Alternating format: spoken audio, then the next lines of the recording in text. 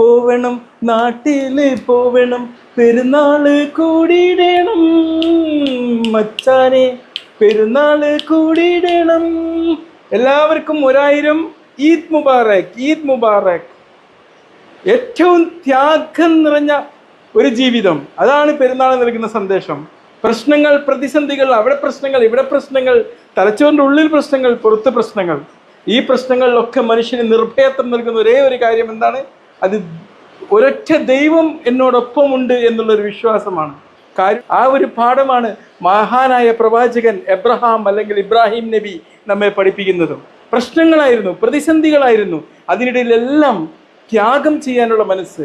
നിങ്ങൾ നോക്കേണ്ട, ലോകത്ത് ഏറ്റവും കൂടുതൽ പ്രശ്നവും പ്രതിസന്ധിയും സാമൂഹികമായിട്ടും സ്വന്തം ജീവിതത്തിലായിട്ടും ഉള്ള ഒരു മനുഷ്യന് ലഭിക്കേണ്ട ഒരു സ്വസ്ഥത എന്താണെന്നറിയാം? അത് നിർഭയത്വമാണ്. വിമർശിക്കുന്നവർക്ക് പോലും തിരിച്ചു നൽകാൻ